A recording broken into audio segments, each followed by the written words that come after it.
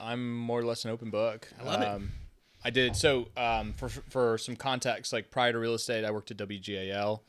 Was on television there for 8 years. Really? I didn't know that. Yep. That's awesome. Yeah. So I was a meteorologist there. Okay. Still technically a meteorologist, but no longer need any of that to go into what I do now. So like that was what I went to college for. Went to Millersville grad, all that kind of stuff. Yeah. Met Liz through Millersville and all that fun stuff. So I mean, like this is more or less home, and there's not really any other. I mean, I grew up in Cecil County, Maryland, which is only an hour and a half, so down south. Yeah, dude, they have they got the drag races down there. Mm-hmm. Yeah, me and my buddy were gonna. He has back in the day, he had like a Chevy Duramax that he souped up, and we wanted to because they have the grudge matches where you can literally just like take any car down. Yep. Yeah, they're pretty and when, you know how young teenage boys are, talk a big game, and then we never went down and never did it. But I dated a girl in high school who lived like 3 minutes from there, but like every time I went to go visit, it was just like so loud. Yeah, just being right next to it. It was awesome. Like, and she's like, "Yeah, it's really annoying." I'm like, "This is great. What are you talking about?" I love this. Yeah, that's awesome. This is kind of random. We won't actually have like a legitimate entry. Okay. Because it weirds people out. Yep. So we'll just roll into it, and then I'll find out in post a good place to cut. Yep. I'll let you lead the charge.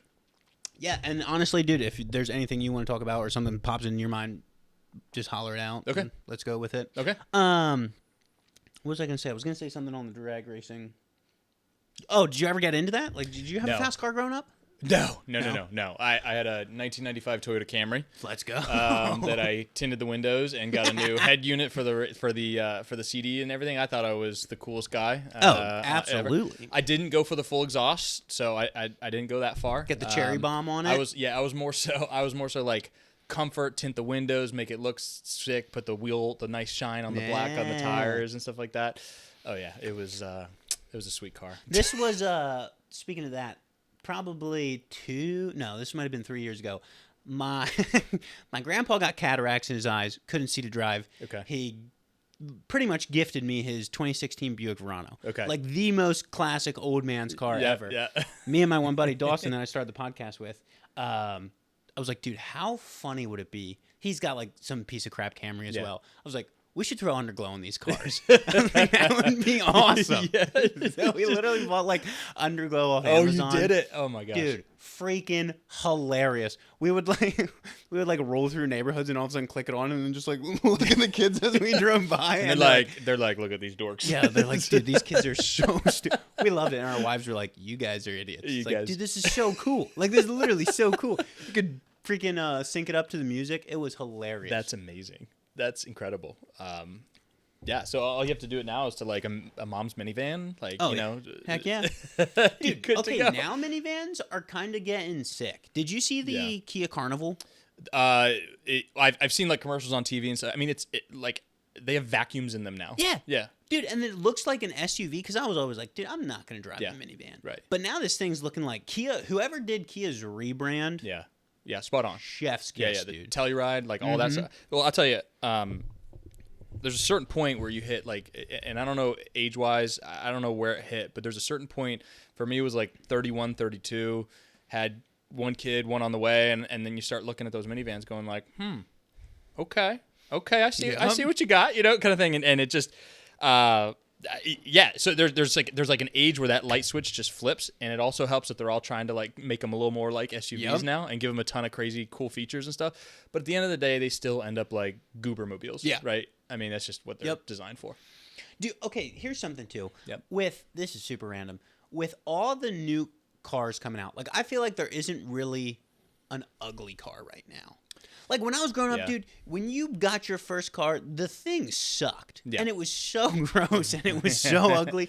Had mismatching doors. Yep. I feel like kids aren't going to have that, like, there's no ugly cars coming out, which makes me kind of sad. Yeah, well, they all got this, like, sleek design now. Yeah. And it's like, they're all, following the general trends of what everyone likes.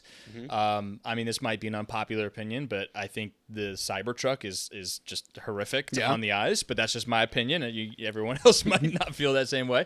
That being said, if Tesla came out with a truck that looked more truckish, instead of an armored vehicle, I'd probably be all about it. Yep. I mean, some of the electric stuff is just incredible. Like I was just looking the other day. I mean, my truck is a Ford F-150. It's a hybrid, and I get really good gas mileage on it. But at some point in time, and it's probably going to be the next purchase, it will be an electric vehicle. Really? I think so. I think that's where my mind's headed on it. And but some of the GMCs that come out, the Ford Lightning. I mean, like it looks like a Ford F-150. Yeah. I mean, it's now we're starting to get into the world of like you can't really tell the difference sometimes. Yeah. Like they just don't have the grill for the air intake anymore. It's just they're a little more sporty. So I think we're kind of like reaching this everything's sort of coming together at the same time. Capitalism doing its finest. Oh yeah. And popular opinion, but it'll be interesting to see where that goes. Now, what is your reasonings? Is it the statistics of the electric vehicles, or what's pushing you towards that choice? I think it's a combination of things. I mean, the ability to, we don't do a whole lot of like long distance driving. Yeah. So a lot of it's around town. A lot of it's, across Lancaster County and across York County, surrounding counties and things like that. Every once in a while, we'll go maybe an hour and a half, 2 hours. Yep. We hardly ever do big road trips. It's just hard with kids and things like that. So for us, it became more of like okay, let's do the cost analysis here on, driving to a gas station, and my truck literally takes over $100 to fill up that gas tank. It sucks. It's insane. It's insane. So, I mean, like now, granted, putting the car on your charger when you get home, you're going to increase your electric bill. Yep. But we did the math, and the math checks out to actually it's less expensive to have it trickle charge at home. Yep. Say you burn 10% of it, driving to the grocery store or driving to, showings and things like that. Throw it back on the charger, 10%, and you never have to visit a gas station again, right? So, I mean, like that part of it is appealing, but the fact that you can also get the utility of a truck is, in my opinion, is like, okay, can we combine the best of those both worlds? I didn't quite think the tech was there a couple years ago when I got my truck, but I think we're like close. I think we're like starting to get to that point where it makes, and price-wise too, they're starting to be about the same price.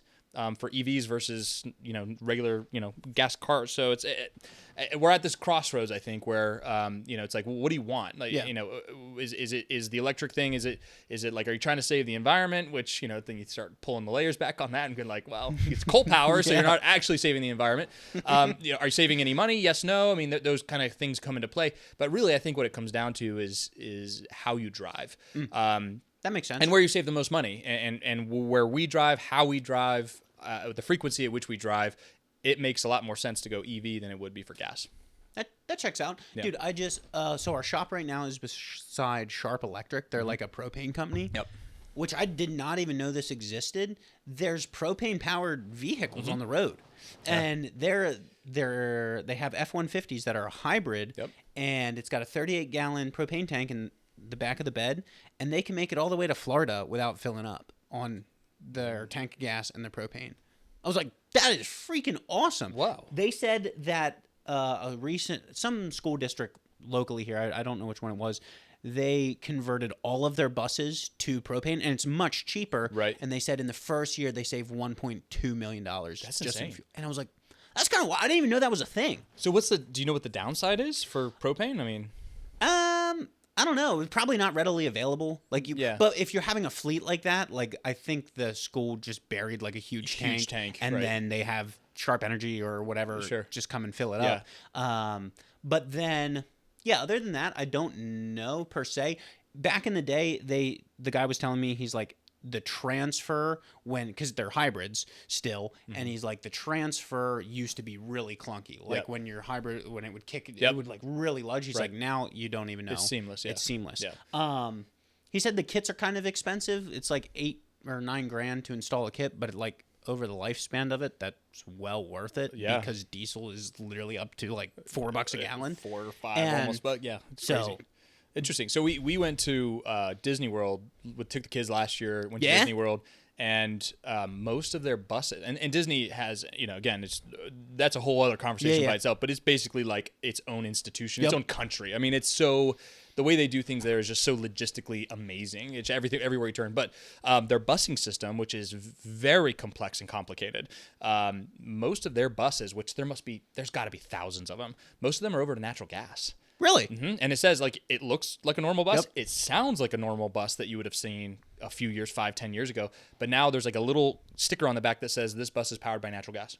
And I saw that and I was like, I almost missed it. And I'm like, wait, this bus is natural gas? Dang. Yeah. Okay. So it was interesting. So I get. I mean, obviously, there's different ways to power an engine. Yeah. I just wonder. Clearly, it's Disney, so that they're such a mega corporation. I'm sure they ran numbers and figured, hey, this is the most cost economical thing. Yeah. And did it. So I mean, kudos to that. That's awesome. Yeah. I gotta tap a well, figure out how to get some of that, and then just start. You just start drilling around here. You get them straight down. Freaking drill, baby, drill. Yeah. We were talking to a gentleman that, do you know, like right on 501 where that, I don't know if is it propane, the plant? If you're going 501 from Brickerville into like Schaeferstown. Yeah. Right on the left there. Uh-huh. Yep. He said, we were doing some plumbing at this guy's house, and he said that station is one of the last stations that's piped up all the way from Texas. Oh. And I was like, dude, he's like, oh yeah, it's just miles and miles and miles Pipeline. of pipe. Huh. I was like, that's kind of sick. Yeah. But I asked him, I was like, if that would blow up, like, Yeah. how big's that radius? Like, Right. what are we talking? And he wouldn't tell me. He was being all weird about it. I was like, dude, whatever. Like, Because he's probably worried that Homeland Security yeah, I was or like, something fair would enough, I guess, but whatever, dude.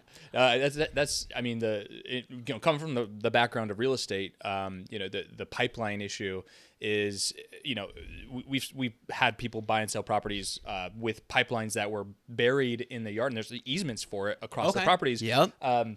In a lot of cases, unless it's like, the Keystone pipeline where this is massive size pipe, Yeah. they're pretty small, and they more or less, the easements are only about 3 or 4 feet wide.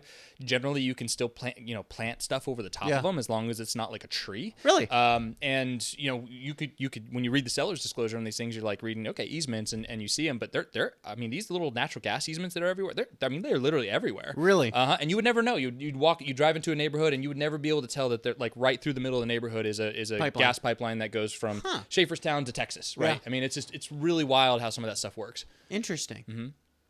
Yeah, dude, you would never know. And so the thing with that, like, okay, is there not a tax credit, but like with an easement, what all goes into that? Like the government's not, they're just like, hey, we're putting this in your yard and you can't do anything about it. That's pretty much it.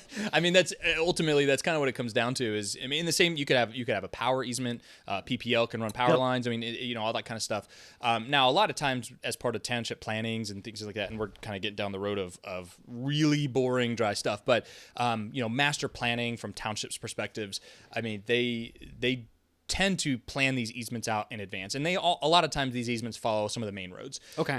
It's not as sense. usual for them to go into like, here's a brand new road and then there's these $1 million homes they're building. Yeah. It's very unlikely that they're going keep to be them out doing of the rich people's neighborhood. Well, yeah, put them in the get poor the people's power lines. neighborhood. They're unsightly, right? So so I mean, they all of this stuff is the infrastructure is more or less there, right? Gotcha. It's like the easements have been there, have been preserved over time. Whether or not people buy and sell properties or subdivide properties with those easements that are already there is, again, that happens all the time. Yeah.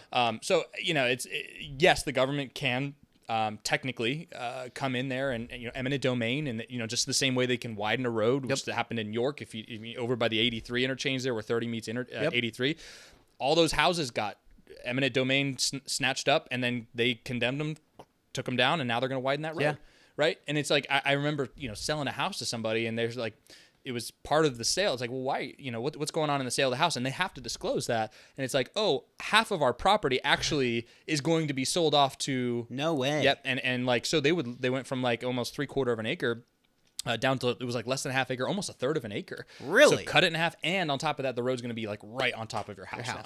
Yeah. So like that just sank the value of the house. Now this is where we starting to get like lawsuits, because people are like, now you just killed my property value. What are we going to do about it? And a lot of times these eminent domain things, they can kind of take care of that. They'll send some money your way to sort of make you happy. But yeah, it is what it is. We're a growing society, especially here in South Central PA, growing communities, Lancaster, to some degree York, but Lancaster heavily. And you can only put so many people on a spot before it just becomes utter gridlock. Yeah. So they have to do something. Yep. And that's where we start to run into these kind of big issues. Huh. And so with that though, with eminent domain, the government, it's they'll at least compensate you. Yes. Okay. Fairly compensate. That's the whole point. Is they're supposed to fairly compensate you. So there's appraisers involved and things like that. So you're supposed to get fair market value. Whether or not you agree with that fair market value is not necessarily of their concern. And this is where like the lawyers come into play, right? Because you could have a disagreement and then you could go through the whole rhyme or reason with that. But yeah, I mean it's so I tell people. Like when we're talking about houses on busy roads, and there's a lot of them around here. Just be aware that because this road is busy and it's only 2 lanes and it's got a middle lane, at any point in time that township could say, or PennDOT could say, hey, we're going to widen this. And then at that point in time, there's not a whole lot you can do about it. Interesting. Unless there's some weird little caveats in there, but if they ultimately come to you and say, hey, we are planning on purchasing part of your land, there's not much you can do about it. You're just like, all right, I'll take that check. And that's why, and then they give you enough of a heads up. It's not like we're going to do it tomorrow. Yeah. It's like multiple years in advance kind of a thing. These projects go out. But, for people that have been in that situation, I feel for them because you're like, you could be living in a house for 50 years. When you bought it, it was an old farm country road. And now all of a sudden it's Fruitville Pike and, it's heavily traveled and all of that kind of stuff. So, I mean, Lancaster's changing like crazy as you've seen. I've seen it and just the amount of congestion and things like that has dramatically changed as well. Just the massive influx of people that's coming here. And with that, okay, now that we're on that vein, we're going to go there. Like, why are all these people coming here? Like, what's going on? Yeah. That's a great question. And that is, on our YouTube channel, this is, kind of what we talk about a lot for folks that are coming in from out of state. And what the reality is that Lancaster is its own ecosystem outside of the big cities, I-95, Baltimore, Washington, Philly, New York. And what happens is because those areas are so high pressure, there's just no development happening at this point in time. I mean, any sort of land that might be developed is either rapidly trying to get preserved or is so darn expensive that from a developer standpoint, it becomes, a numbers game for them. It becomes harder. Or they're starting to put in very pricey homes to make up for the difference, right? So what ends up happening is, especially since the work from home concept is, and we've had these clients that have come to us is they're like, I'm living in Queens and I'm in a co-op and it's a 1-bedroom co-op. It's a studio essentially. And I'm a family of 4. It's me, my wife, and I have 2 little kids. No way. I can sell this co-op for $650,000 and I can move to Lancaster, Pennsylvania and buy a really nice house for $650,000 with a yard in a great school district, all of that kind of stuff. And I can just make a lateral move. Like, why would I stay in Queens, right? And then on top of that, New Jersey and New York are seeing some very high tax implications that have been happening ongoing for the last several years. So what we are seeing is people that are in more higher cost of living areas are flocking to these lower cost of living areas. Lancaster is right on the periphery of that. So we've got low cost of living. I should say lower. If you're local here, you're listening to this, you're probably like, dang, everything's gotten so expensive. And that's the reality. It has, but it's still relatively to the I-95 corridor is less expensive. So, people are looking toward Lancaster saying, hey, I still have access to Philly. I still have access to Baltimore and all these other areas. I can get phenomenal healthcare here. I have a great quality of life. It's a family-oriented place. It's a slower pace of life. And bang for my buck, it goes a long way, right? That makes sense. And then on top of that, like Lancaster downtown, like the city is awesome. Yeah. I mean, it's a cool city. And I'm a Millersville grad, right? So when I graduated, when I was in college, we never went into the city. Like when we went out, to go party and go get drinks and stuff like that, we went to Jack's Tavern, which is like a, kind of a hole in the wall place in Millersville. Like we weren't going into downtown. But now there's just so many options, and the revitalization that's happened in the city has made it such a cool place to be. And so what we've seen is like, okay, you've got this cool city, you have some suburbs and attractive neighborhoods and things like that. But then you also have the rural parts, the Amish country, the tourism, the rolling farmlands, the beautiful, all of this stuff. And it's all like you can go from farm to suburb to downtown Lancaster City in 20 minutes. Yeah. Right? Where else can you do that? And there are places out there to do that, but this close to the I-95 corridor, probably not. And so that's where you start to run into like, okay, everyone's honing in. On top of that, you got, a bunch of different places. U.S. News World Report came out and said Lancaster was the best place to retire. Number 1, and this was a couple years ago. Now they're number 5. It's all because of, metrics they track, whatever. But it's still a top 5 place to retire. Yep. Right. So we're getting, retirees coming here from, pressure wise, people coming in from the retirement standpoint. We have people that want to have families because we have solid school districts here. So we've got the families that are coming into town. We've got the whole Clare Brothers and the Rock Lidditz complex. I mean, these are like really cool jobs and a really cool industry that has really sprouted up here in Lancaster County. And if you're not familiar with Rock Lidditz, it is like, you got to check it out. It's like one of the most unique places in the world. A-list celebrities come here all the time to rehearse. I mean, it's not unusual. What, Justin Bieber was here, what 4 or 5 months ago, something like that. Yeah, Post Malone was just in like downtown Lidditz. He was getting pizza or something at a pizza place, right? I mean, so like, Ariana Grande was here. All these, and they're like, it's little old Lancaster, right? Yeah. And everyone thinks like, oh my gosh, that's the Amish country. Like there's horse and buggies, and that's true.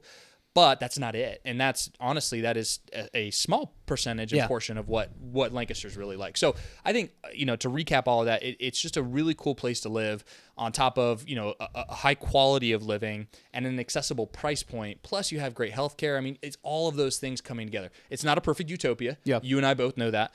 And it's, there's problems with it. But that being said, there's no place that's a perfect utopia. So that's why we're seeing these people coming in from, New York, New Jersey, a lot of folks from Florida, a lot of folks from New England, and now we're starting to see a lot more from California and Texas. Yep. So there's just a lot going on, and it's definitely a net influx to the area. Gotcha.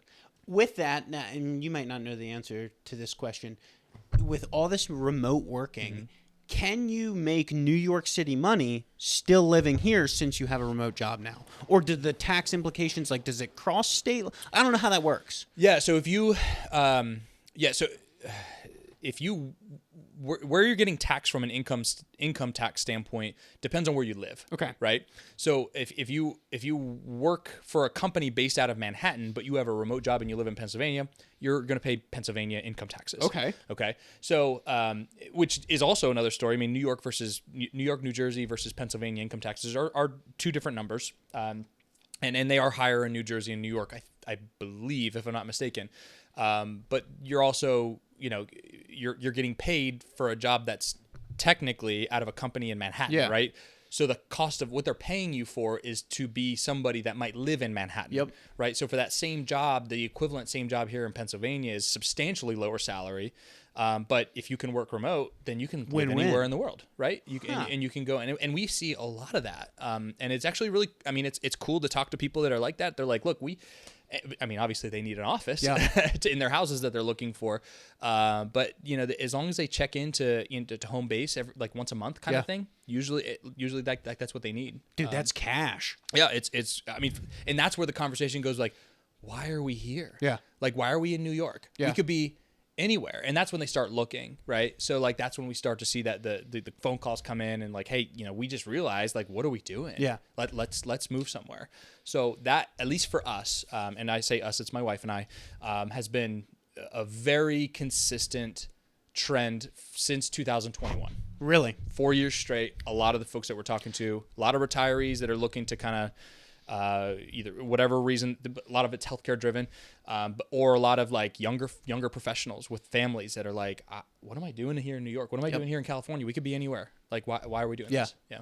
Now with that, would you say, like, what's your percentage of out-of-staters versus in-state people looking to get a home in PA right now? We were a couple of years ago, we were very heavily out of state coming into the area, that kind of thing. And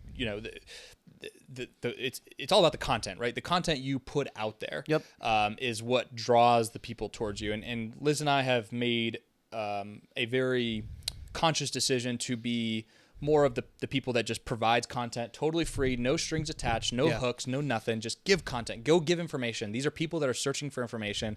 Go give it to them. Yeah. And a lot of times that ends up coming back to you. Yep. Because people are like, oh, I don't know anybody in this area. I'm gonna call Matt or I'm gonna call Liz because they're our trusted resource and person in that area. So we at first we were working with a lot of folks that were out of state, moving to the area, didn't know much about the area, but job relo, retirement, whatever the case might be, forced them to move. And now we're seeing a lot of people moving within Lancaster. It's an upsizing, downsizing type of a thing. And that's generally how real estate goes is, the first couple of years, it's a lot of agents generally tend to wash out of the business in general because it's hard. It's a grind, and it's you're a nobody. You don't have any sort of past business. There's no referrals. It's nothing. And then you start getting a few years underway, and you start to kind of get some momentum going, and that's when you start to see the referrals of local business and past clients and things like that, them coming back. So I would say now we're a good mix, probably about 50-50. Really? Of folks who we've worked with before, or referrals from people we've worked with before, and people still coming in from out of state. And I guess my other question would be, like, in the real estate business, okay, you go out on your own, because you guys went right out onto your own, right? Right. You weren't like at another agency and then you dipped. So how do you get your first client? Yeah, like in that. That's Like where you're just throwing flyers at people.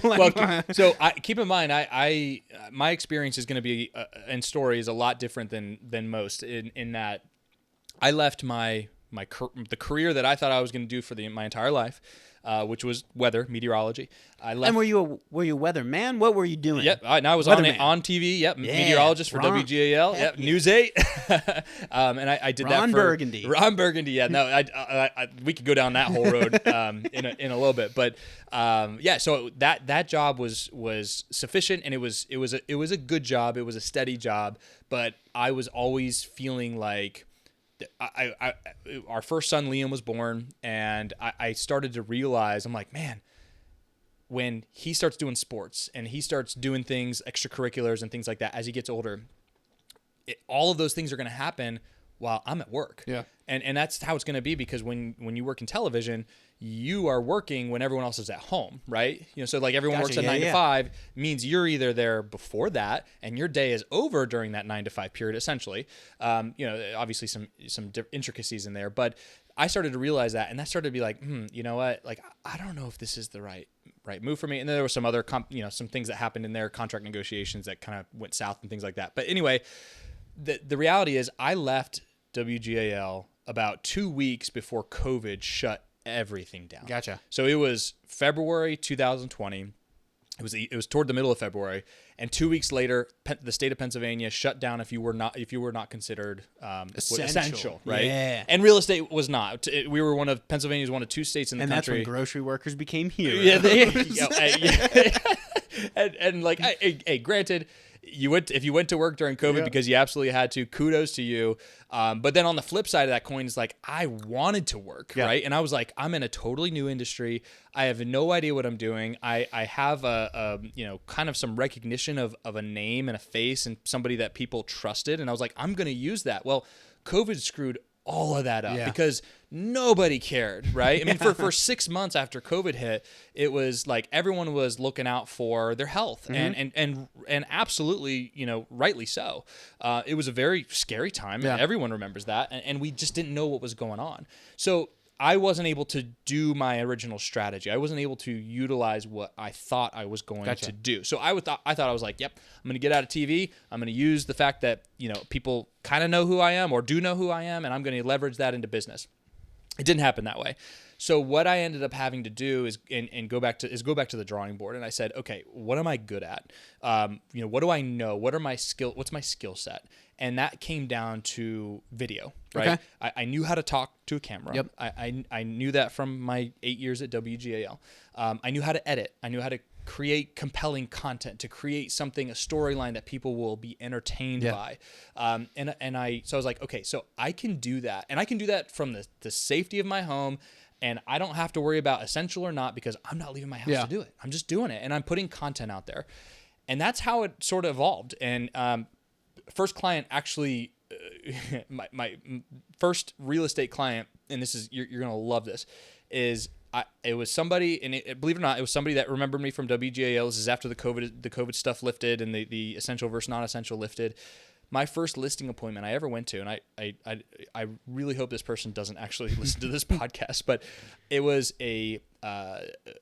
parents passed away. There was 3 siblings, and they were basically trying to sell the house that mom and dad left behind for them. Well, one of the siblings wanted to live in the house. So there was some infighting going on right there. I pulled up to the appointment. There's a police cruiser in the front, in the driveway. Yep. One of the people is sitting on the front porch with a police officer talking to him. So apparently it got really heated before I got there. So I already was kind of walking into something that I was like, I was totally unprepared for, Heck right? yeah. So I'm coming out of TV. I'm like wet behind the ears. I have no idea what I'm doing per se. I mean, I honestly, like, I was so green. I was like, is this normal? Is this how they all are? I have no idea. So anyway, the appointment started. Everything, they were like, they explained to me what was going on. I told them I totally understood. Do we need to reschedule? Whatever. They're like, nope, let's keep going forward. Let's have this appointment. Well, we did the appointment. Then we went and sat down at their kitchen table and started discussing logistics and pricing and things like that. Well, they had a dog that, you ever seen, like, There's Something About Mary where the dog just, like, continuously humps the leg of the guy? Oh. That's what happened to me. Freaking dogs, man. In a suit, and, like, it was my nicest suit I had when I was at WGA. Drilled on the leg. And under the table, and, like, I didn't, like, and they kept saying, like, they didn't go quite as far, which in the movie they're like, or maybe it was Meet the Fockers or something like that, whatever movie it was. Yeah. They're like, they didn't go quite as far as saying just let him finish. Like, they didn't go quite that far, but they basically were just kind of like brush it off as like, it's normal. It's normal. Just let him do what he got to do, kind of thing. Well, it was disturbing. Like, and I totally lost train of thought, lost all focus. Needless to say, the appointment went super well, but they ultimately decided not to sell the house, and they ultimately decided to let the brother stay in the house and da-da-da. Was he the one causing beef? Yes, the one that was in there. Yeah. So he ended up getting the house, but I had to take my suit to the dry cleaners twice because first of all, there were certain stains on there that I weren't sure of questionable nature, and I was don't get a freaking black light, dude. Oh my gosh! So, like, that was my welcome to real estate. That's awesome. You know what I mean? So, like, it was a trial by fire, and my father-in-law's also a licensed agent. He lives over toward the Bucks County, Philly area. Okay. And I called him right after, and I was like, dude, is this how it always is? He's just laughing on the other end of things. He's like, no, it's fine. It's going to get better. I promise you. Like, at least your very first appointment you ever had was that. Yeah. Because it can only be better from here. And it has been. It's been great. But, I mean, like, it's just been that transition from a corporate job, totally different, to, hey, you're running your own business now, and, you know, you're your own boss. You are the person that's driving you. Was a massive transition. But the skill set that I had from that previous job certainly helped with that transition. Gotcha. So then, your first client, they recognize you from the news, but then how did they actually find out you had your new business? Through YouTube, or what? Where were they finding your content? So I was, when I worked at GAL, I actually created my own social media channels. You're just plugging on the news for your new real estate business. And Sunny in 75, the mortar room just at the bottom. That would have absolutely gotten me fired on day one. So what ended up happening was back before social media. This is when I first started at GAL back in 2012, summer 2012. This is before every news personality that you've ever seen in your entire life created a page. This is years before that. I went out and created a Facebook page, and all it was meteorologist Matt Moore. Like, that's all it was. It was just me posting weather content because I enjoyed it. I liked, hey, there's a cool picture of a thunderstorm off in the distance or whatever the case might be, and I was just posting stuff relevant. So anyway, because I created that, it was mine. Whereas it was in 2017, I believe, when the station rolled out with everybody gets a Facebook page. Gotcha. Everybody gets a Twitter page. And oh, by the way, we're creating them for you. And oh, by the way, it's ours, right? So I sort of lucked out there because I, at that point in time, had grown, and this is not something boastful, of 7,000 followers, which at the time I was very proud of, right? I mean, it pales in comparison to some people now with millions and millions of followers. But I was proud of that 7,000 followers. I'd grown that organically. I hadn't paid for any leads or anything like that, or paid for any followers or anything. And it was all weather content. So when I left, I was able to take both my Facebook and my Twitter account with me, and there was nothing they could do. And there was nothing that they could say that I just had to scrub it from anything that would be considered copyright material. Gotcha. So I was able to take that with me, take the followers with me, and these people happened to be one of those followers. So they saw that transition from weather to real estate. They knew about it. They happened to be in a real estate situation, and they gave me a call. Interesting. Yeah. Big weather people. Mm-hmm. Do a lot of, I guess, like 7,000 people were interested in. That's just not something I would follow. So it's interesting. Like what's your demographic of weather people? like who's been like? Well, everybody. I mean, think about it. Everybody cares about the weather, right? It's one of the things we all have in common. Yeah. Where I can track that. You know what I'm saying? Like you check your weather app. I check my weather app. You get in the elevator. Like earlier today, there's a heavy thunderstorm. Yep. Like if we were together somewhere, we'd both be commenting about the weather, right? It's the one thing that we can all that binds share. Us. That we can all share. So from that perspective, it was all demographics, all different types of people, all walks of life. Now, my particular demographics happen to be heavily skewed women. And older women. Yeah, because you were rocking tank tops in your video. Yes, of course. I was rocking tank tops. No, so it was older women, but that's kind of like maybe a broader conversation about the Facebook audience in general. Who knows? But that was, the demographic. But I think like what people really care about is not necessarily the weather per se, because these algorithms, they feed you stuff that's old. Like you're not getting current weather information. It's more so like, okay, when we had our son Liam, when we announced that we had our son Liam, I posted it on there, and like people cared about that, and so much so that people like were sending in letters into the station to congratulate us that we had our baby, and like it became more of like I see this person on my television, every single night or whatever the case might be. I see this person, I welcome this person into my house. I become very familiar with this person, even though on the other end of the camera, I've never met these people. So therefore, like I have a certain level of comfortability with these people.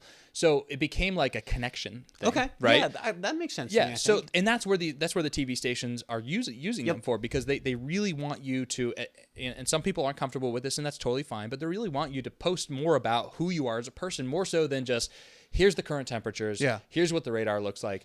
Like, yeah, okay, people are like, cool, that's nice, but they really care about like milestones in your life. Yeah. They really care about that you're an average person just like them, and went to shopping at the grocery store just like them. I mean, like, you got humped by a dog just like humped by a dog just like but it's like, I think, and again, when you work in television, it almost like takes on like the whole celebrity effect. And again, I hate saying this, but it's the truth. Like someone you see on your television, they don't know you, know them, and you can know them very well from basically the interactions that you've experienced on there. So it almost becomes like that celebrity effect where you're like, okay, this person's on TV, they're quote unquote famous.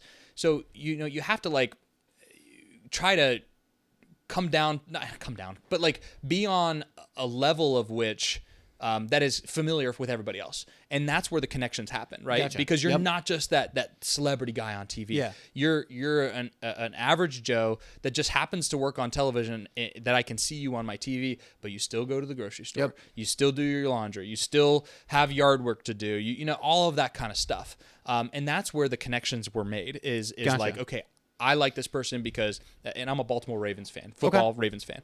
Sorry if you're a Steelers fan, but nope, you're good, buddy. I'm a Ravens fan, so I posted all the time during football season. I was like bleeding purple, and I loved it because like it was like a healthy rivalry, and the people that were watching were like, oh man, I thought I liked you, but now I know you're a Ravens fan. I'm a Steelers fan. I can't watch you anymore. Like, ha ha ha, kind of fun stuff. But it's fun, and it's a way to connect with people. And for me, like I love talking to people, just like you and I are having a conversation right now. I love learning more about people. I've loved the connections that are created, because it's those connections that at some point, maybe further in your life, a lot of times these connections come full circle, and you start to be like, wait, I know this person, and I could potentially like utilize that, or I could potentially help make someone else's life better by knowing somebody else. And it's like amazing how the world works as long as you're making connections. Mm-hmm. Yeah, that's oh shoot, I was gonna say something. I had a cheesy joke in the chamber, but then I forget what it was. Was it get paid to be wrong 50% of the time? No. It was better than that. It was you said Ravens fan, then you said Purple, and I was like, you should play Purple Rain by Since the Weatherman. It wasn't that good. They're not all bangers. No, it's quality. 9.5 what out of else? 10. What were we saying? Oh, this is what I was gonna say. Yeah, I can understand with what you're saying about they become very familiar with you without ever actually like meeting you, because I was at, and this blew me away. I feel like maybe I'm not 100% like everyone else in this, or the majority of people. There was this, we went to a Hershey Bears game. Okay. minor league sports. I didn't know people got that into it. I'm just like, dude, I'm here for the fights. This is awesome. Sure. There's this lady, I'm assuming she had season tickets behind us. And a little bit of a larger lady just commentating on everything the players did. Knew him by name. The one dude, I guess, was skating slow that day. Okay. And she's like, oh, Jackson, man, he's probably just tired. His wife just had a baby. And I'm just like, how do you know this? I was just like, what is happening? Like, yeah. What? Like, and I was just like, it's minor league sports, but people get into it. They, and maybe it's that.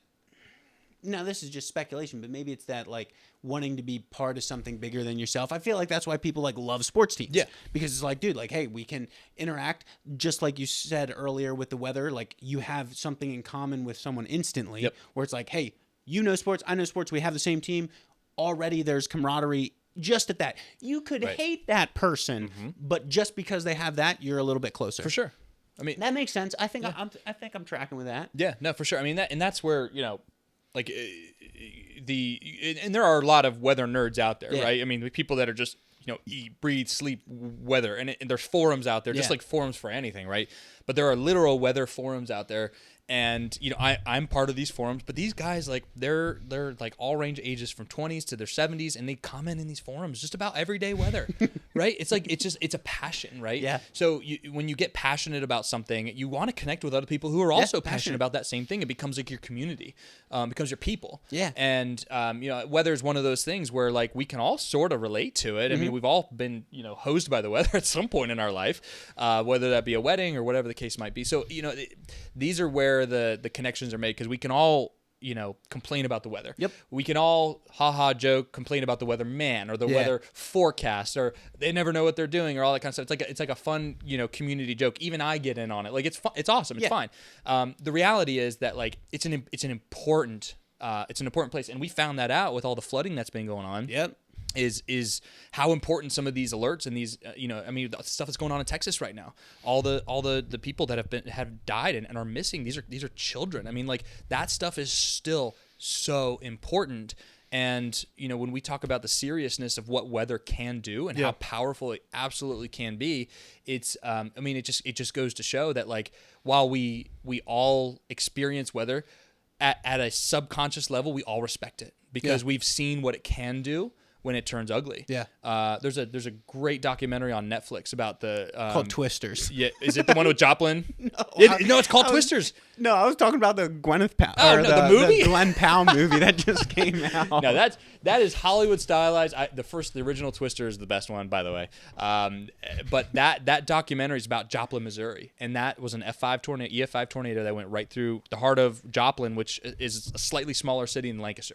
Okay. So imagine a place like Lancaster, maybe slightly smaller, maybe like a York or something like that, where a massive EF5 tornado goes right through the middle of it. Getting monstered. Right? So, like, just the stories and just the devastation about it. And you're like, there was warning, but people still died. Like, lots of people still died. And, you know, so you have to respect it. And at a baseline fundamental level, you're like, there's nothing you can do. It's out of your control. There's nothing you can do about it. And when the you-know-what hits the fan, when weather-wise, I guarantee you every single person is tuning into their local TV station. They're looking at the alerts on their phones. They're paying very, very close attention to them. Hardly anyone's, you know, blowing those things off. I mean, it is like the reality. Going to Matt Moore meteorology. Yeah, exactly. So, I mean, it's the reality of what that industry brought, and that's where, like, I saw it at least, and you know, there are some other personalities that just do it because they like being on TV. Yeah, I did it because I like the weather, and for me, I saw it as an opportunity to potentially protect people, to give them information during times of extreme weather that can potentially save their lives. Yeah, weather cop. Yeah, weather warrior. Weather. Heck yeah. Yeah. So, I mean, like, that's how I saw it, and I were multiple instances where I covered tornado warnings or, you know, big hurricanes, you know, Sandy that came up on shore. Yep. Where, like, there were even big snowstorms where there were times where, like, the information that we were giving to people, and they wrote in afterwards, like, hey, because of what you said, I didn't go do this, and I found out that if I had gone and done this, I would have been at risk for getting hurt or getting killed. Like, you know, this place I was going to, that's kind of cool. It was cool to hear that, but also at the same time, like, that's what we're here for. Yeah. Right. So anyway, I don't do that anymore. Yeah. Interesting. I was going to go something and I forgot it. My memory's horrible. I have so many thoughts flood to me and then they always just evade me. What were we talking about right before that? Real estate. Oh, no. We were talking about you're like, hey, an alert can actually super help someone. Yes. And then you took it to a dark turn of kids dying. Yeah. And sorry I was about that. about to chime in and be like, dude, today actually, speaking of that, my brother was on a job digging a trench for some plumbing. Yep. Got a weather alert that it was going to rain. Obviously, when you dig a trench, plumbing, rain, not a good thing. Yep. Packed it up, filled it in. So there you are. Well done, thy good and faithful servant. I mean, like, you go back to, I mean, there's obviously some observation associated with it. Like, you know, your brother, let's say he didn't have his phone on him. He would have looked up at the sky and been like, it doesn't look good. Yeah. I'm going to get out of this ditch, right? But because he had advance notice and maybe the sky was still sunny. I mean, I know when I got the alerts for severe thunderstorm warning today and flash flood warning, like I looked outside, it was still sunny. Yeah. I could hear the thunder, but it was still sunny. But like, you know, in lieu of that, you know, he may not have completed the job. So that's where we start talking about convenience versus, you know, safety and all of that kind of stuff. The reality is that like people should be paying attention. Most of them do, and are aware of their surroundings most of the time. But there's those instances where people don't know what they're looking at. Yeah. It's the whole like drive through flooded waters. Like and I'm saying this is a PSA, everybody. It literally takes 3 inches of moving water to shift your car off of a road. Yeah. Right. So you might even be able to see the lines in the road still, but if that water is moving, it absolutely can pull your car off the road. Dude, and this is where most of the flooding deaths happen is in these situations where people look at a river and they're like, well, that's not that big of a deal. I can cross it. I'll be fine. And then all of a sudden they get their car swept away, they get swept away and they die. You know, so it's very tough to judge, especially like you get towards twilight and dusk and nighttime. It's very tough to judge how deep stuff is. And it's dangerous. You know, it's super dangerous. So, I mean, like, you know, that's where the stuff like comes into, you know, heavy focus is to like, how do you, and again, this is not what I do now, but this is a lot of the conversations of what we did before was more, how do you communicate with people? Where's the social science in this, right? Where is the psychological element to this where people will take something seriously versus completely blowing it off, right? And that's, you know, again, this is like that documentary I go back to on Netflix. I just watched last night, so it's fresh in my brain. There were the tornado sirens in Joplin, Missouri were going off, and these people, they ignored them. And they said, they go off all the time, right? Well, had they heeded that particular tornado siren, that particular tornado warning, they, you know, there may or may not have been less casualties, right? So you like, that's where it's like, well, we have a lot of false alarms. Well, we have a lot of like, you know, siren that cried tornado, dude. Yeah, exactly. And so, you know, like, and you've seen tornado warning come across your phone before. So have I. And they never actually did any damage, or, you know, maybe there was rotation, but it never dropped a tornado. Well, you know, the reason why you take that stuff seriously is because there's that one time. All it takes is one time, right? One time for it to actually drop a tornado, or for that polygon that the National Weather Service draws on a map, where they draw the little tornado warning polygon, and you're inside of it. You may not be in the path of that rotation, but you're in the ballpark, you're in the vicinity. But it only takes that one time for it to drop it right on you, or to be in your path, for your whole life to change, your whole world to change. And like that was like the whole concept behind the scenes, is how do we communicate better? How do we make this so it's people don't just roll their eyes or their eyes glaze over? In this day and age, everything is so like, you have to be quick, right? I mean, there's no question about it. And if you're creating information, or you're putting out information that is just too long to read, no one's going to take it seriously.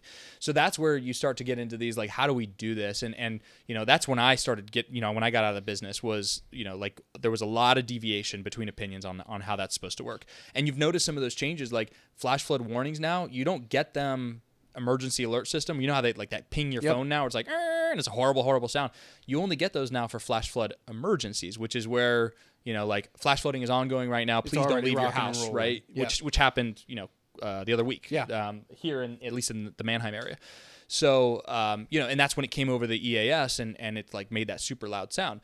So those were some decisions that were made on the back end to be like, okay, we're not going to blow that horn unless we absolutely mean it, and we need to figure out exactly what those guidelines look like. That makes sense. Yep. Yeah, I get that because it's like if you're, and I'm not dogging on anyone for this, but like, okay, you're predicting something. Predictions can be wrong, but you are trying to predict in the best case scenario of, hey, helping people, but it's like you're going to be wrong. So it's like, oh, they were wrong before, so I'm just going to swipe this and not actually. I get that. That makes sense. Yeah. Yeah, I think and that is where that's like, if I had to encapsulate the biggest hurdle with weather, it's that. It's exactly what you just described, is that, well, that same thing happened to me 2 weeks ago and nothing happened. Yeah. And I canceled all my plans and I ruined my whole day because the weatherman's always wrong. Yeah. Right. And I get that. And I totally, anyone in the weather, the forecasting industry in general, totally, without a doubt, 100% understands that. But it's that's that one instance where that alert saved your life, whether you have a parallel universe and you decided to leave your house and one where you stayed home. And you decided to stay home, where that parallel universe, you're dead because you left your house, right? And you'll never know that depending on the situation. So like that's what it comes down to, is like protecting lives. And if people choose to listen to those alerts and choose to listen to the safety recommendations of those alerts, then great. If they don't, you know what? That's on them. And that's where we start getting into like hurricanes, like people like, evacuation areas, like evacuate this area and people stay behind. Well, then it's like, well, from an emergency personnel perspective, where does the priority lie? Yeah. In areas where they've been told to evacuate and they refuse to, or in areas where they weren't. And that's a whole juggle for a governmental type thing. And, not to say anybody gets one priority over the other, but if like you chose to stay and you were told 3 days in advance you need to leave and you chose to stay, whereas somebody else further up that wasn't in an evacuation zone is in equal amounts of danger, is there a crossroads there, right? And that's where we start getting into the psychological element of this. And I'm just really glad I don't have to make those decisions because that is like an absolute nightmare scenario. It really is. It's cool talking to I've never talked with someone that was passionate about weather before. It's very fun talking to people that are passionate, not even about obscure things, but just about things, because you understand that topic more complete than you would if you're just like a simpleton. Yeah. Where it's just like, I don't, it's the weather. Like, sure. It's kind of cool. And I think it's neat to talk to those type of people, because I don't think a lot of people think in those terms, because it's just like, oh, this is a thing I need to silence on my phone because I was in church and now I look dumb or whatever it is. Right. I was in the grocery store and now my kid's lost. Yeah. Interesting. Well, and I think it's geographic too, right? Because like here in South Central Pennsylvania, I mean, we don't get extremes all that often. That makes sense. Right? Yep. Our weather is fairly tame. Like we get winters, we get fall, we get spring, we get summer, but we don't really get extremes. Yeah. It can be little glimpses of cold, little glimpses of extreme heat, but we're not like Tornado Alley, right? We're not where it's a consistent part of our life where we all have shelters in the ground outside of our houses, right? Yeah. It's not our way of life. So from our perspective, it's probably a lot different than it would be if maybe you were from Oklahoma growing up or something like that. Yeah. You would have a totally different viewpoint on things. And I think that's all contextual, and I think that's, again, it's all normal. Like there's nothing wrong with that. Pennsylvania is generally relatively docile weather-wise. I mean, we get our fair share of stuff, but it's all very mild. Yeah. So like I think that's part of where that conversation comes in, is there may not be quite as many passionate people about weather per se here as opposed to somewhere like in Tornado Alley or in the Cascade Mountains where the blizzards are unbelievable. All that kind of stuff. I think it really just depends on your upbringing, where your context is coming from, and what your experience with weather is. Yeah. That makes sense. Yeah. In that, and maybe this is not at all why they're doing this, but now you said it. You said bunkers in the ground. What's up with all these celebrities making bunkers now? Is that weather related or is that doomsday related? I'm like, well, should we be doing a bunker too? Like, I'm just going to the shovel and just start digging. I don't know. There a lot of celebrities are making these sweet bunkers. Can you guys bring some plumbing into our bunker? I don't know, man. I honestly, you watch enough Hollywood movies to know that like disaster movies. I love natural disaster movies, right? Like we're just, the world is, literally splitting in half. Like, all that kind of stuff. 2012 is a great one with The Rock. Like, it's a super awesome movie. Well, in that movie, part of the entire storyline was that all the rich people got advance notice and they all got onto this like ark thing, right? Yeah. And they were all able to survive the end of the world as the earth crumbled. Well, like, is there something to that? You know what I mean? Like it makes sense. If you're Elon Musk, right?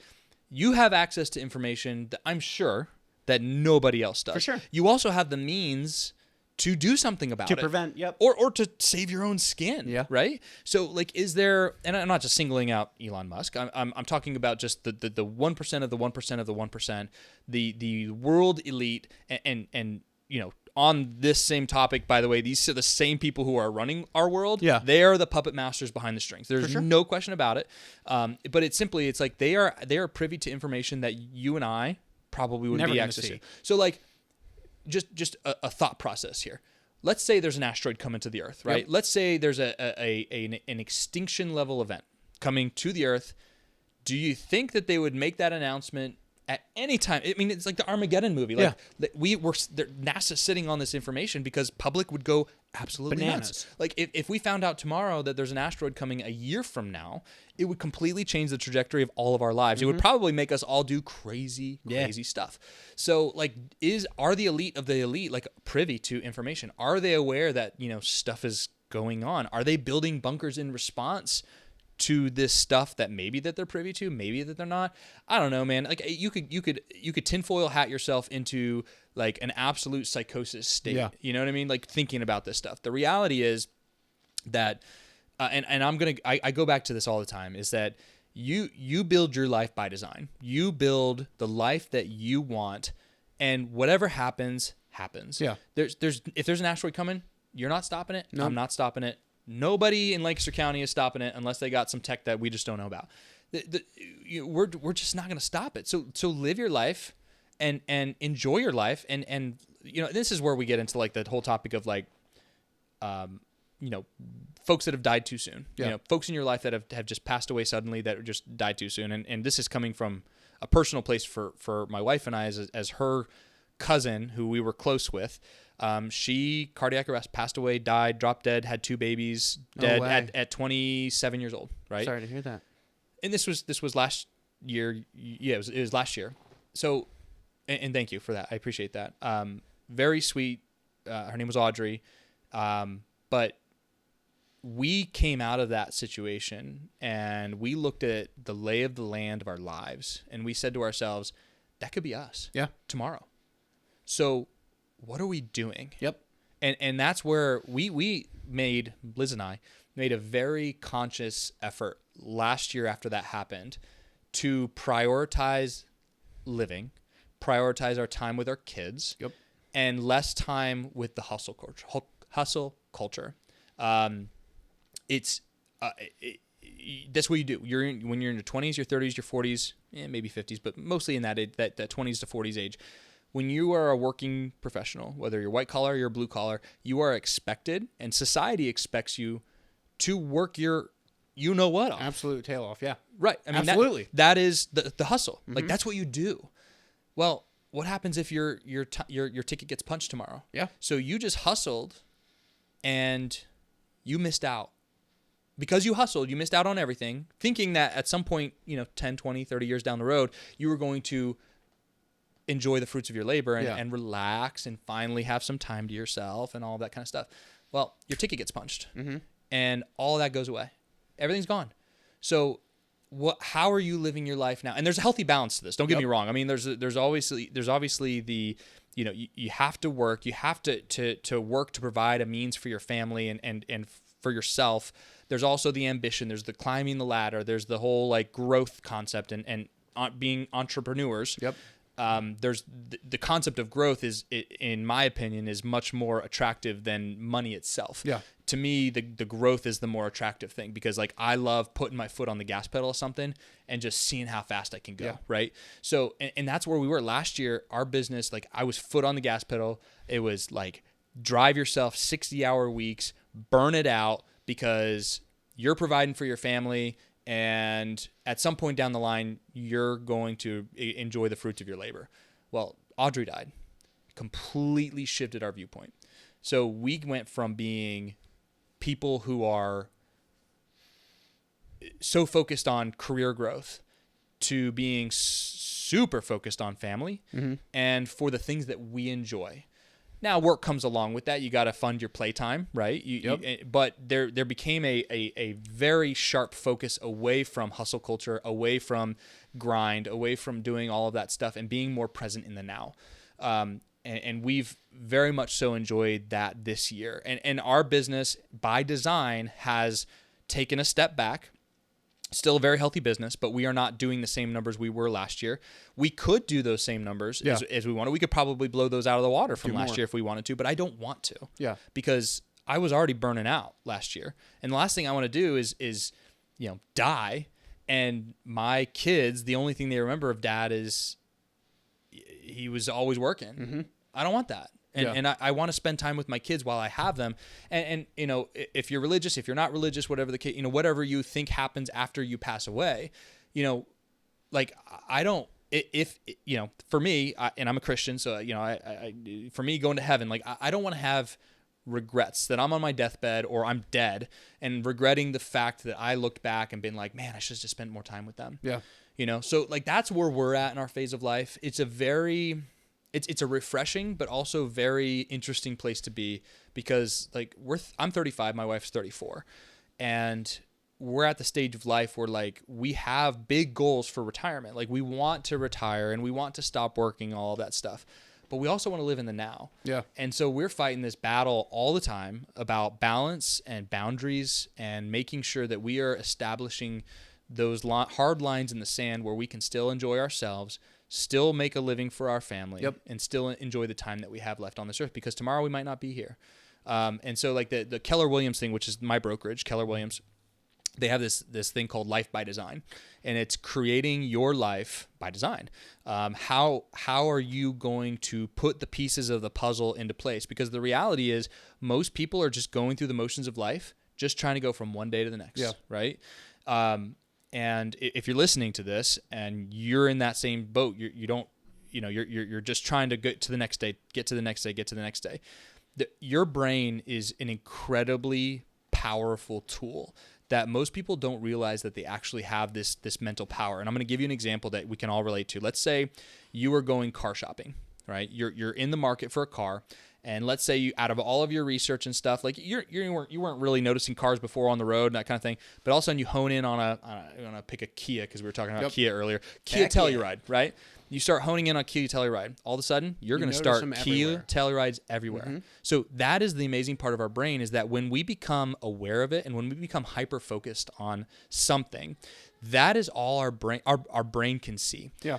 The same thing happens in your brain, and it's extraordinarily powerful. The same thing can happen when you build your life by design and you say, this is where my destination is. Yep. This is where I am now. I need to figure out that path of how to get there. I don't know what that path looks like. And I'll be honest with you, like I still am not 100% sure what that path looks like for me. I have no idea what I'm doing. It's the reality. I mean, if you're in your 20s, 30s, and 40s, like you're looking at retirement, like I don't even know if I'm going to retire. Yeah. You know what I mean? Like there's real questions in your mind.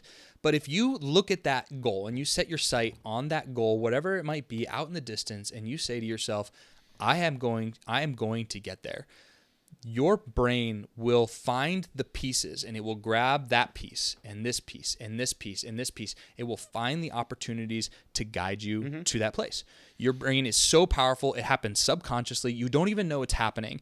But unless you set that bar, wherever that bar is, and it could be something as simple as like, I want to be able to pay off all my debts, or I want to buy a car in cash, or I want to buy an investment property, or whatever those goals might look like for you.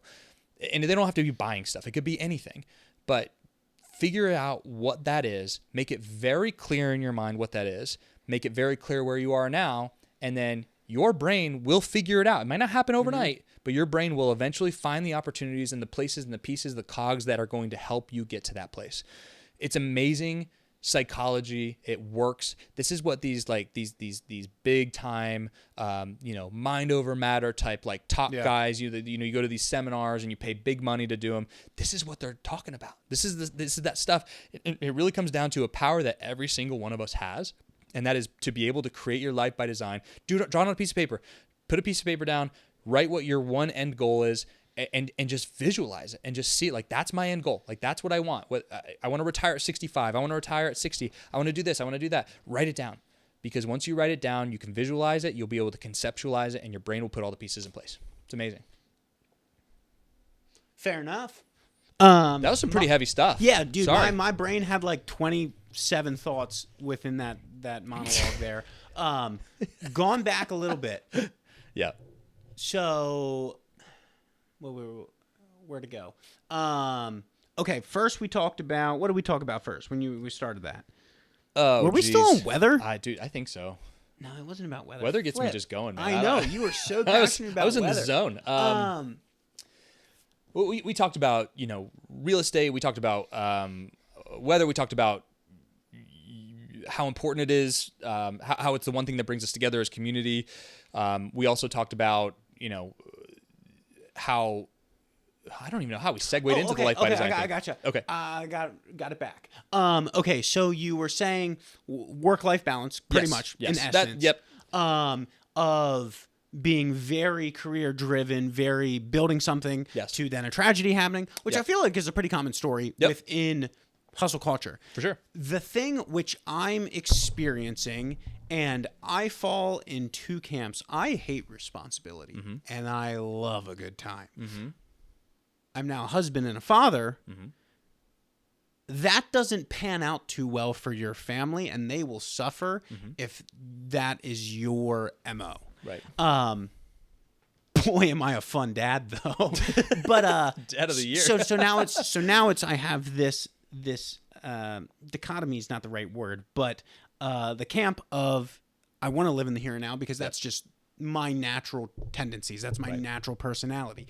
Also understanding I need to build something for the fact that I have people now in my life that I am responsible for and are dependent upon me. Right. Also then too, you get to the point, and I feel like we're in a fun point within culture where it's no longer, I only have 2 options in this town. One's to work in a factory and the other's whatever the other is. Where it's like, hey, now I can choose what I want to do. And when you have the ability to choose, it's easier to put in 100 hours a week, whatever that number may be. Right. And it's like, okay, so like for me, I bought into the business that I was working in, being plumbing. Right. After I got married, my brother approached me about it beforehand, and I wasn't married at the point, and I was like, dude, no, like I'm not freaking doing this. This is not for me. Had a wife got pregnant, and it's like, your priorities shifted. Okay, now let's shift things. Right. So now it's more, and also too, it's the concept, and I feel like a lot of humans, I don't know if this is a base human desire, but like now I'm a part of something that now will outlast me. Right. If we build it correctly, which we are on path to do so, and that's what we want it to be. And then it's like, okay, also understanding that takes a ton of time and a ton of effort, and I want to do that. But then also and now I'm just going on a tangent, but I'm going to keep rolling it. Yeah, go for it. That, which is, it's such a cool thing, and my brother has done a phenomenal job of building that structure. Then also I have a superiority complex where it's like, well, I want something of my own. So now I start this thing, and it's a more creative outlet, which I enjoy more because it's more of that fun flow culture. Nothing's really rigid, except for that flippin' editing. And then it's like, okay, but now I also need to balance that with having a family, still living in the here and now, and my one best bud, he just had a tragedy in his family where he found out his mom has like really bad cancer, and so his life forever shift now, and it's just like, okay, now this is what I was getting into. You have all those things, you have all those thoughts in your mind. Also, switching it back to real estate, the cost of living is ripping up. So it's like, okay, now how do we even go about this? Because now do we need to work more hours just to do this? Dude, I literally met a lady at Tractor Supply the other day. She had to be in her mid-40s. I don't know why. Oh, my buddy found something on the shelf, and I jokingly made the stupid joke. I was like, man, he should work here. And she's like, yeah, like when I worked here, it started at $13.50. I'm up to $15.50 now. You're 40. How on earth are you surviving? Because not that I'm making phenomenal money. I'm making more than $15.50 though. And it's just like, so now we have this balancing act of, okay, family mega important, because the only people that are going to remember the hours you put in are your kids, because you weren't there for them. It's like, okay, but also too, that thing is also fueling the life I want to provide for them. Also too, cost of living ripping up. Most people not making that much money, and it's just like, okay, so where does that balance go? How do you, because it's like, and maybe I have a misconception on this, and I'm willing to admit that, but like, to build the life I want for myself, my family, my friends, my extended family, even, because I want to bring them along in it, is going to take a butt ton of work. And time. Yeah. And it's just like, okay. And my thing too, and this could be wrong. So, I mean, I'm 26. I have a lot of things still wrong in my life, but it's like, I told my wife, it's like, hey, like, this is where we want to go, or like, this is where I would want us to go. Do you agree with this? Yeah. Hey. I was like, okay, it's going to take a mega amount of time. And I was like, I still want to hang out with you. I still want to hang out with our daughter. Probably our quality of time is going to look a little different. Like, if you want to hang out with me, come over to the office. And it's not that fun. It's not that like conventionally fun, but I mega enjoy working with people. And like, especially when you do something communitively and you have a communal goal. This is getting on a crazy tangent, but this will tie in. My family, my extended family, we recently did a weight loss challenge for 12 weeks, because we were all getting a little fats, and we could have... Who isn't nowadays, right? We could afford to shed some pounds. Yeah, right. So we set a goal for ourselves, and we're like, okay, in 12 weeks, everyone wanted to be down pretty much like 10% of their overall body weight. Some a little bit more, some a little bit less. And every Monday we had weigh-in, so everyone sent me their weights, and then I would put them in a spreadsheet and then calculate the percentage that they lost for that week. And that was a blast, doing something that was larger than yourself. It's also benefiting you and the people you're doing it with. You have that connection, like the weather. It's like, hey, now, yeah, sure, maybe...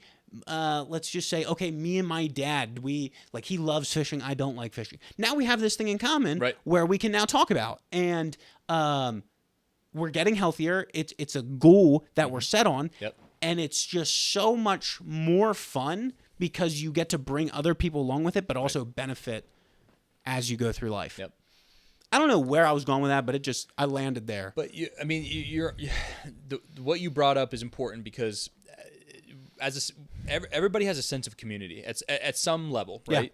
And that is whether that be your coworkers, whether that be your friends, family, or some combination of all of those things.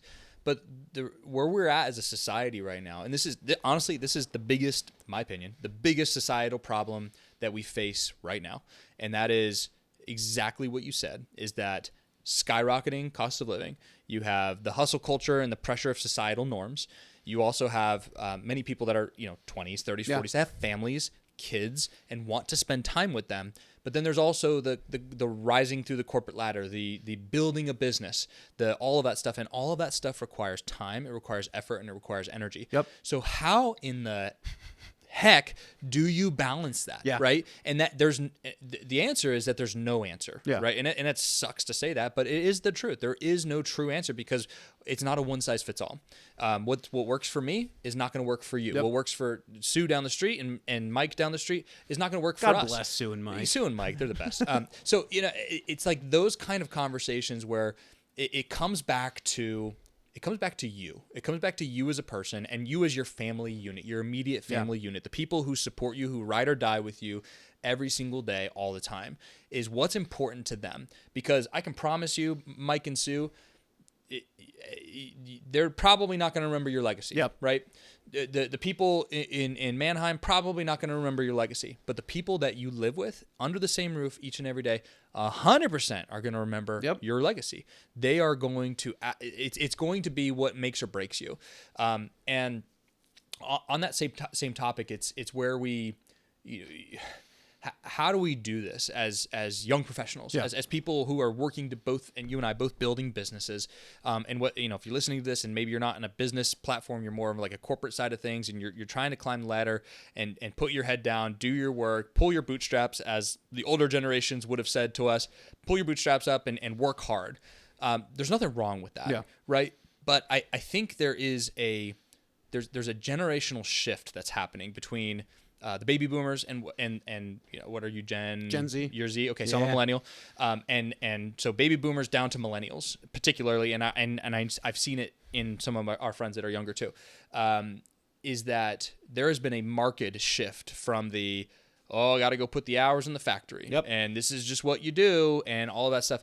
It has now become a shift in our society for younger people under the age of 45, maybe 50, but people that are going like, wait, there's more to life than working. Yeah.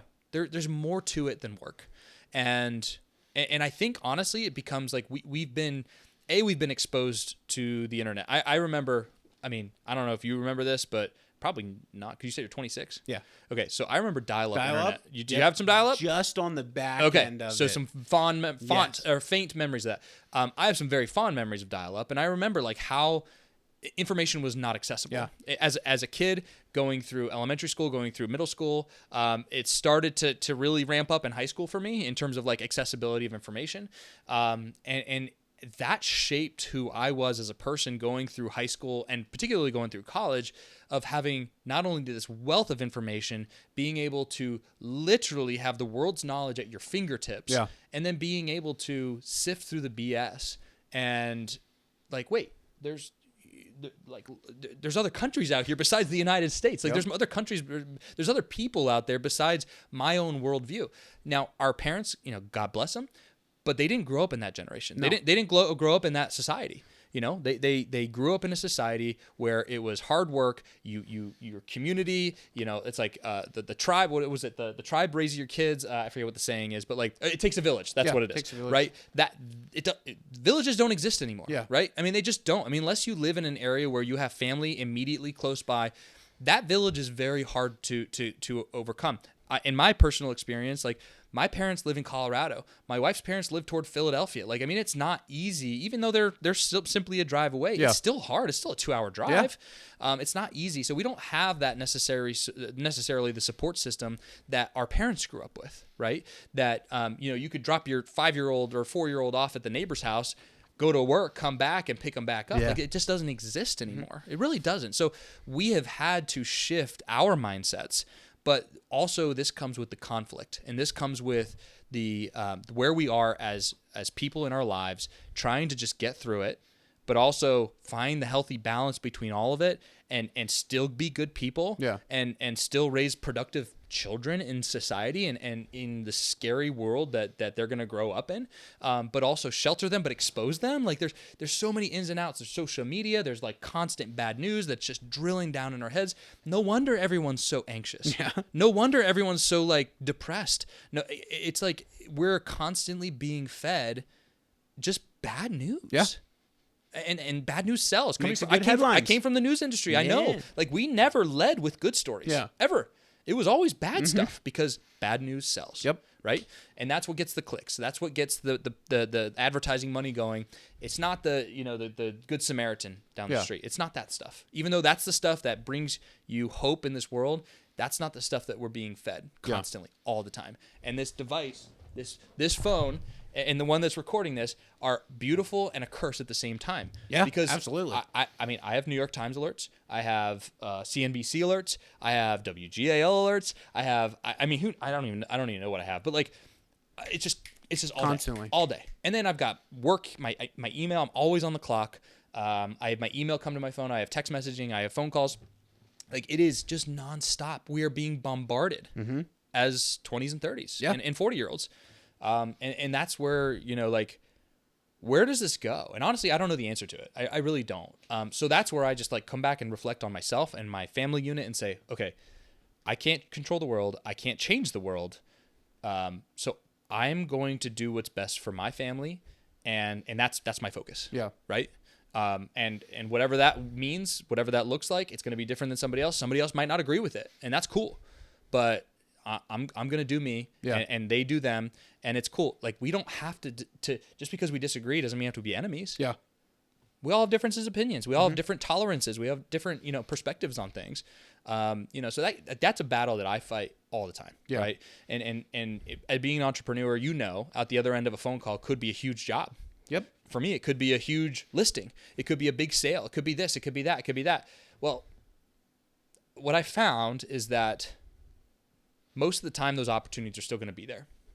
Yeah. And most of the time, the people on the other end of those opportunities, and again, this is situation dependent, might be different in the plumbing industry than it is for us and in real estate. But most of the time, if those people really want to work with you, they're still going to be there. Yeah. And they're still going to understand that you have boundaries. And they're going to respect it.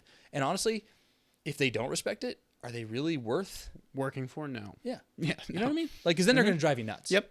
So, I mean, it's like, I don't know what the right answer is. I just try to be the best person that I can be. And that's all like I can kind of hope for. And just like, if I die tomorrow, what do my kids remember me as? And that's it. Yeah. Yeah, that's it. For me, at least. Heck Everyone's yeah. different.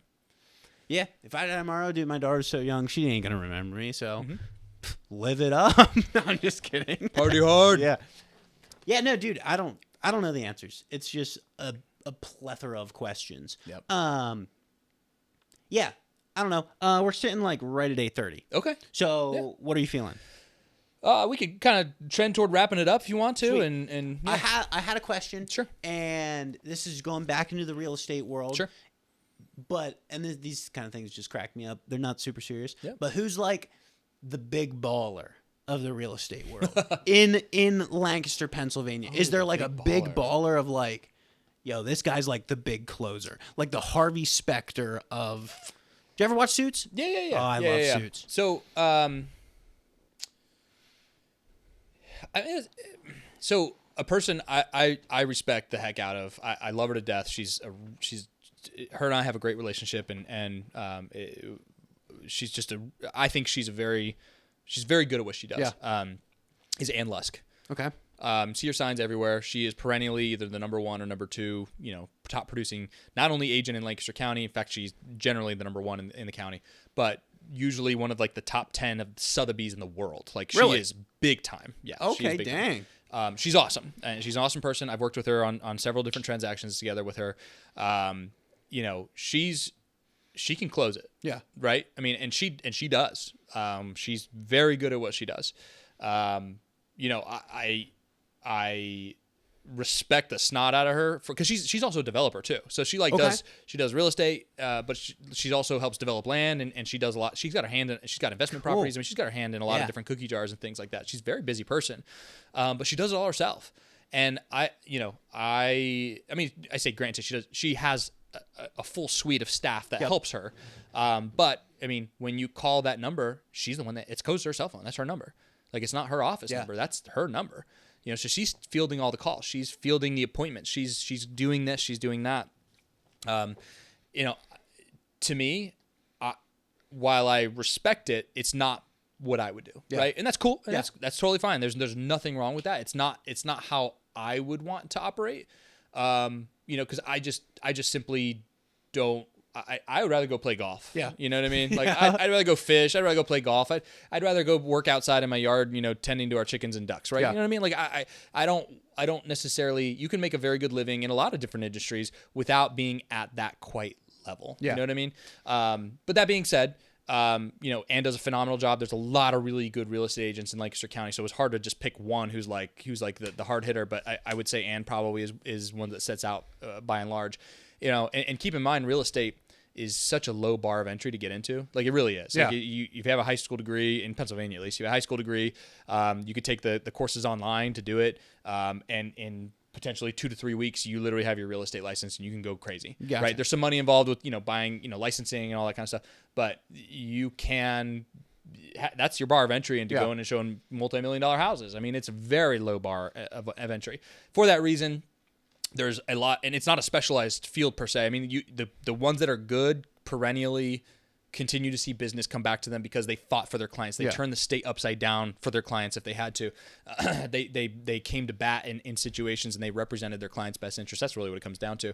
But the ones that wash out, or I should say, that because the industry has such a low bar of entry and an income potential that is very high, it tends to draw some personalities that are pretty unscrupulous. Like, I mean, it's just pretty sketchy people in general, which is, I think, why real estate agents in general get such a bad reputation.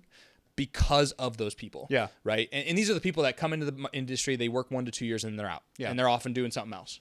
But they leave a bad taste in people's mouths, and that word gets out. So, I mean, I'll put it this way, and this is my soapbox moment here. If you find an agent, or if you find a broker, if you find a person in any industry, plumbing for you guys, real estate for us, medical, whatever industry it is, and you find a solid person, a solid contact, stick with that person, because those people are going to be, you're going to come across them again. You're going to need something at some point in the future with those people. And if they were rock solid rock stars for you before, I mean, it's the same reason why we give you guys a call. Yeah. Just when we have an investment property, we just had a plumbing issue. We gave you guys a shout. You guys sent somebody down, took care of it. We're good. Like, if you find somebody good in whatever industry you're looking for somebody in, stick with them. Yeah. Right. Don't be loyal to them. And this is not a plug for me. I don't care. You can go use whatever agent you want. If you want to give me a call, that's totally fine. But if you find that person, stick with them, because and be loyal to them. Send them business, because that's the best way that you can thank somebody in the industry, in the business. So that's my soapbox moment, is that, like, hey, don't let somebody's bad taste, somebody's bad behavior, somebody's just not. There's really good professionals out there, but in all industries, you just have to find them. Mm-hmm. Ask around. Yeah. Go to Google. We live in the review economy. Go to Google. Google reviews will tell you a lot about whatever you're looking for. So I would just say that's all I gotta say. Just do that. You will be fine. You'll get through it. And whether it's real estate or whatever, we got your back. Yeah, and that's something too. It's like, you can tell very quickly. Like, people can sniff this out so quickly, but by the salesman that's just trying to sell you BS and make a quick buck, and someone that actually cares. Yep. So it's just like even the dumbest person in the world can sniff all that out, because it's not about intelligence. I feel like it's about gut feeling. It's just like, for sure. Oh no, like you're. Well, and all of us have our BS detectors on high, because how many scam calls do you get a day? I mean, like, I get 10, 15 a day. Like, I know I'm getting, within seconds of being on the phone, and I have to answer the phone every time it rings, because I don't know. It could be business. It could be the 15-year-old kid in Pakistan that's trying to scam me. I don't know. But the reality is, like, within a second or two, I know what this is about, and I can immediately tell how this is going to go.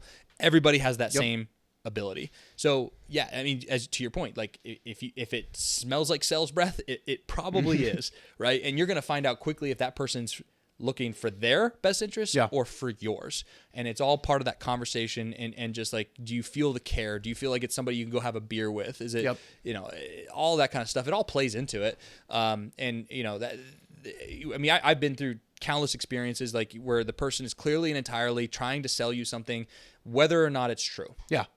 They're trying to lead you in a direction that gets a sale, right? And that's it. That's it. They don't care what happens after that. Yeah. That car could break down. That car salesman led you into lemon.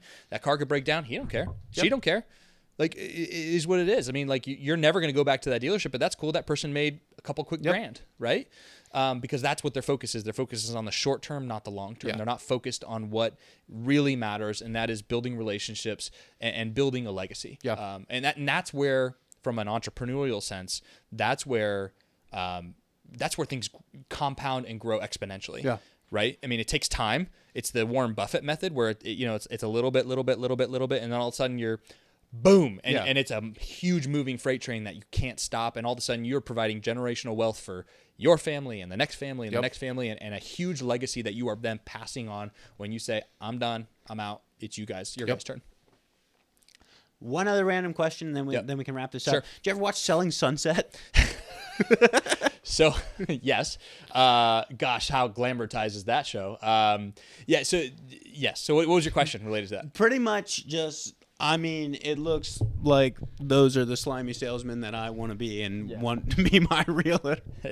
So that is, and they are real technical. So it's legit, agents. Like, it's legit transactions. Yeah, although obviously legit agents doing business type of things, although the situations that are created are heavily influenced by producers and dramatized, just for viewership. Yep.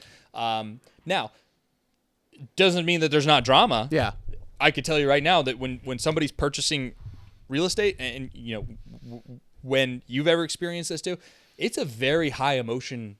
Oh yeah, situation. For most people, it is the most expensive financial investment that they will ever make in their lives, whether that be buying or selling. There's some sort of movement of money there that is heavily where their net worth lies, right? Affecting that creates emotions in both directions. Very, very happy highs and very low lows, right? And when you hit these lows, you become honest. And this is, I've been in kind of like a rough patch the last couple of weeks with business and how just how heavy some of this stuff has been. But you become a therapist, and you're not selling real estate. You're becoming an intricate part of their lives during a very emotional moment, a very intimate moment with regards to their lives and how they perceive things. You hear stuff about families that you're like, what? Yeah, like what in the heck? Why am I? You guys didn't have to tell me that, but all of a sudden, like it's just vomit to the mouth, and you're now you're in their circle now, right? So selling sunset is a very much glamorized thing. I thought it would be funny if we did like a poster and just kind of make it like a quirky, like selling Lancaster, and it's like Amish buggies and like us and like portrait shots and like the glamour type stuff. I never pulled the trigger on it. I just couldn't do it. I just couldn't put myself into that level. But I think it would be funny. But like the reality is that like just like in any industry, there's always the glamorized side of whatever it is. And I'm sure there's influencers in the plumbing side of things. And like I know there's influencers on the real estate side of things. It all comes down to one key phrase and one key phrase alone. And that is see things for how they are, not for how they appear to be. Yeah. Because those people that, and I can tell you from personal experience, the people that are living in those multi-million-dollar mansions, a lot more frequently than you would think, are dead broke. Yep. Are owing millions of dollars to the IRS, are being chased by the IRS or the SEC or whatever other governmental entity, and are under constant stress. Their personal lives are in complete shambles. There's divorce, there's abuse, there's all sorts of crazy stuff going on in their lives. And you look at what you see on the surface and you're like, man, I want to be them one day. Mm-hmm. But a lot of times you don't. Yeah. And it's a train wreck. Yep. So again, see things for how they are, not for how they appear to be. That is a blanket statement. And if I can provide any piece of advice for anybody, it's that. Yeah. Is sift through the BS, see things, get rid of the smoke and mirrors, and see things for how they actually are. Dude, it's an interesting take because I just watched TV series Mobland with Tom Hardy. Mm-hmm. Tom Hardy, I love him as an actor. And the preface of it is Tom Hardy is like a bodyguard for a crime family. Show starts, and like Tom Hardy's just a cool dude. He already carries that persona and just a baller. Like the one call, I know a guy type guy. Yep. He'll get it done. And you see this family, they're powerful, they're wealthy, they have influence. I think most of the things that men struggle with, like that's the things we chase. We chase that power. We chase the riches. We chase the influence. For me, not so much the riches, but influence. Like I love being the guy that's like, hey, I know a guy, I'll hook you up. Yep. I love that. There's a healthy part to that. There's an unhealthy part to that. That balance, that's not for discussion right now, but because we could go into a tangent. The whole thing is, it looks freaking awesome. And by the end of the series, you like see it totally unravel, and they did such a good job with it of just how disarray this family is. Just the most twisted, diabolical, disgusting, like everyone hates each other. There's freaking adultery with family members, and it's just like the most and it was such a cool moment for me where it was just like, whoa, okay, those are the things I look at and want to chase, and it kind of just drew the curtain or not drew. Is it drew the curtain? Open the curtain. Pull open the curtain. Yeah. And it was just like, dude, this is, I don't know, it was a cool moment for me where it's just like, nothing is actually, as it really appears. No, never. It never is. Yeah. And every I say this all the time, and I remind my wife Liz about this too, is like everybody's got their skeletons. Yep. Everybody's got their stuff, dirty laundry in the closet. Like everybody's got their stuff. It's life. Yep. Whatever. How much you try to cover that up, and how much you accumulate on the outside, and how much you try to persona things on the outside to make everyone think that your life is better. And this is why I hate social media, and this could be a totally different podcast for another day. But social media is everyone's highlight reel. Yep. It's it.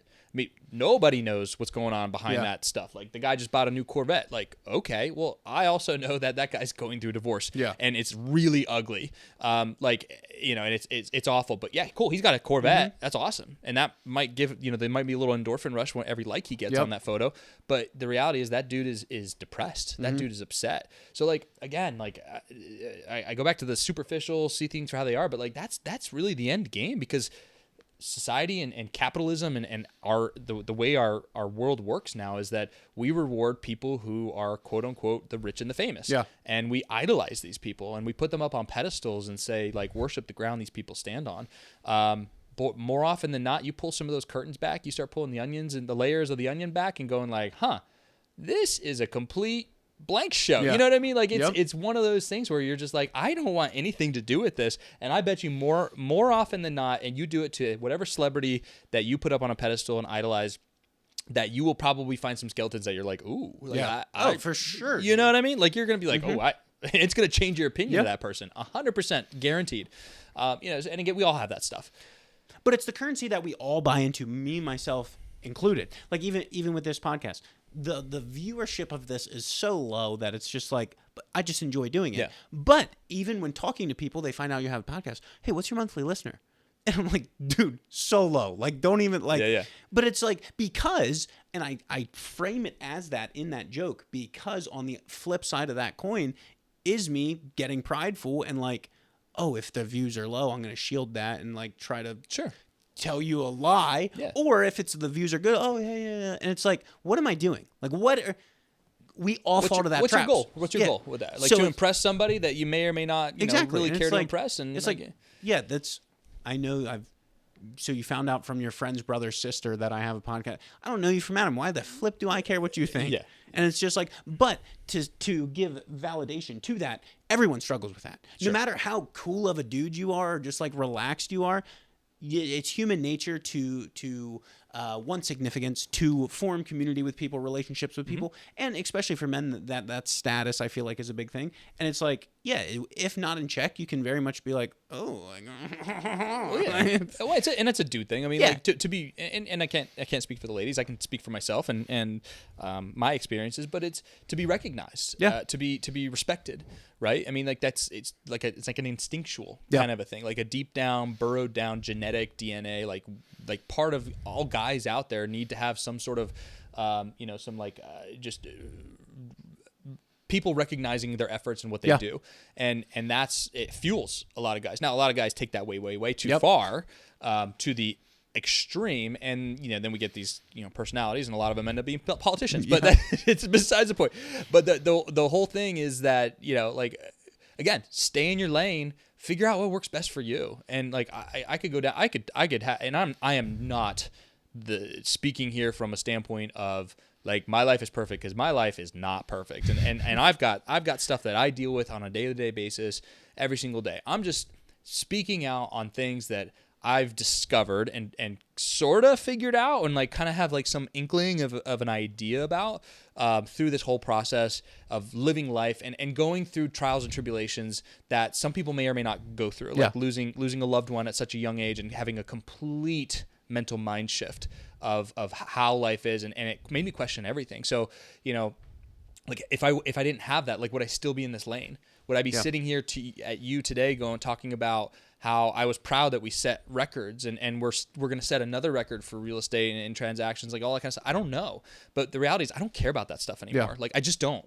For me, it's like I just want to live a life that my family can be proud of, that I can look back on and be proud of, and help people along the way. Yeah. And I feel like if I do that, like I'm never going to be Elon Musk, and I'm cool with that. Yeah. I'm never going to be the president of the United States, and I'm cool. I'm really cool with that.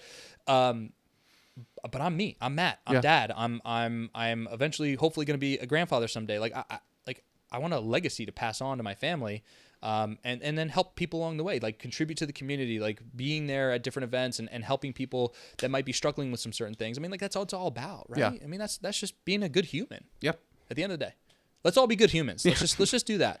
You, everybody, let's be good humans. We'll end it on that. That's freaking right. Let's go. The perfect way to close it out. If you guys need a realtor, the More Group, What's your over umbrella though? Like, is it just the Moore Group, or are you under another person? So no, we are the Moore Group. We're with Keller Williams Elite, which is the Lancaster-based Keller Williams office. It's my wife and I. We both run our team that we have based here in the Lancaster area. We also serve the surrounding counties too. So York, Berks County, Lebanon County, a little bit of some Chester County too, going in there up toward Harrisburg as well. So any needs there, let me know. Let us help you out. We'd be happy, even if it's just a conversation. We do conversations all the time, no obligation, just a free chat. We can do that. Yeah, because probably 9 chances out of 10, you don't know what you're doing, and they do. So we let's put it this way: we do this all the time. Yep. Most people don't buy or sell houses all the time, right? So I mean, it's kind of our wheelhouse. Just like I'm not gonna go in my house and start replumbing things. Like I'm gonna let Jeffrey figure that one out. I ain't gonna bake cakes. So get your people, stick with them, be loyal for life. That's right. All right, we're out of here. Thank you, man. I appreciate it, dude. Thanks for your time. Not a problem.